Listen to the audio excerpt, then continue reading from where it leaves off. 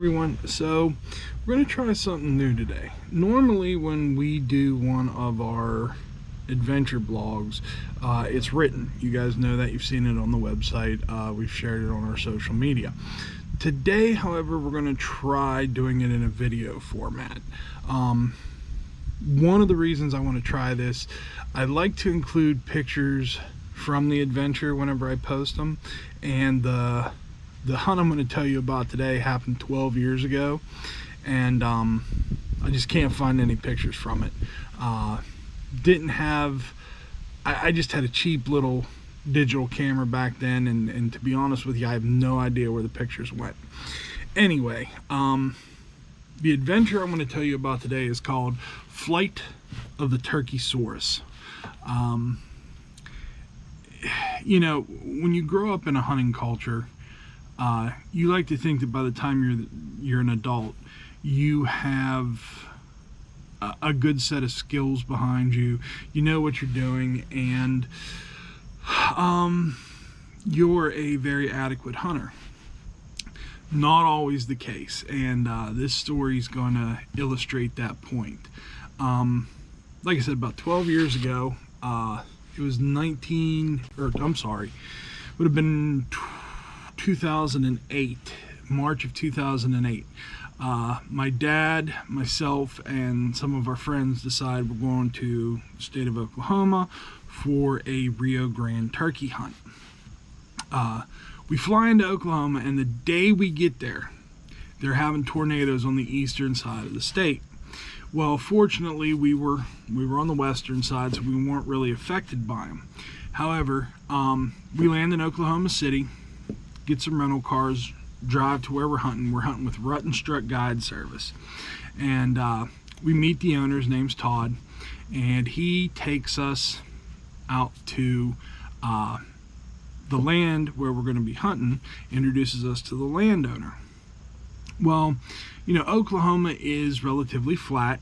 There are some small rolling hills, but nothing close to what you could call a mountain. So we're at the landowner's home, and his driveway is just perfectly flat stone driveway. So we had rented 3 Jeep Liberties to drive around while we're out there.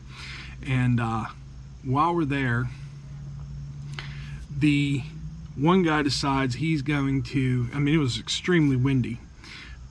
For whatever reason, he put his Jeep Liberty in neutral, and the wind actually started blowing the Jeep Liberty down this guy's driveway, very slowly, of course, but just to give you an idea of how windy it actually was.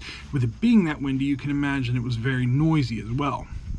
Well, after we meet him and kind of talk over property lines and everything like that, Todd decides he's going to take us around the property, kind of give us the lay of the land and show us where we may want to hunt.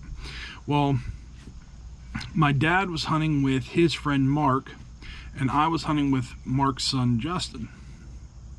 So Justin and I go out scouting, trying to maybe roost some turkeys for the night, get an idea of where we're going to hunt the next day. So we find a nice spot, and we're watching some birds, and we watch them go off into the woods. And Justin's like, hey, I'm going to go in there and see if I can't maybe get them roosted a little better, or maybe even take a poke at one. I'm like, dude, come on, it's windy enough that it's blowing cars down driveways and you can't hear. How are you going to call a turkey? Lo and behold, sure enough, Justin sneaks off into the woods and comes back with a bird. So the next morning, I'm up. Well, when we got up that morning, the winds had died down, everything was calm. It was a perfect morning. So we got back to our spot. We had made a little ground blind out of some brush and stuff we had found laying around, and we're set up. And I should tell you at this point that I'm hunting with a bow, not a shotgun. So Justin starts calling, and sure enough, turkeys come down off their roost, and they're coming towards us, and they get probably, I don't know, somewhere around 100 yards or so from us, and instead of continuing to come our direction, they cut off to our left. We're calling, they're calling back. This goes on for an hour, nothing. So finally we decide what we're going to do.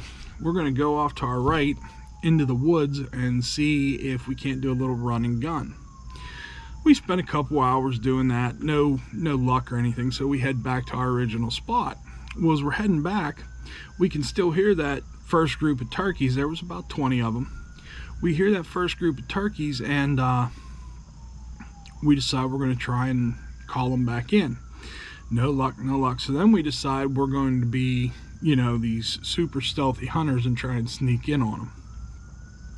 So we cross the empty field into another patch of woods, and this little patch of woods runs right along the Red River.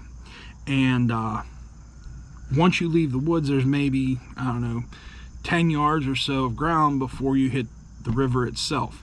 So Justin's set up, and he's running one of the old Sony Handycam cameras, and he's hanging back, and I'm creeping along, and there's a hedgerow. It's not really a hedgerow, but there's a real thin line of trees between the field the turkeys are in and the river, and I have, like I said, that 10-yard strip to walk on. So we're going, we're getting closer. I can hear them, and I come to this spot. There's about a 2-foot gap in the trees, and I just peek out through there, and I see that the reason we weren't able to call those original birds in is because they had joined up with at least 1, 2, 3, 4 other flocks, because out in the field there had to be close to 200 to 250 birds. They were everywhere you would look. So I figure, well, the closest ones are 30 yards. So I'm looking through the binoculars, seeing as best I can through the brush, and I pick out the one I want. I get my arrow knocked and everything, and I'm like, wow, there's no way I can't step out there, draw the bow, and get a shot on this turkey before they see me. I could not have been more wrong. The second that I step out, freaking turkeys start going everywhere. I mean, they are flying up over us over the river.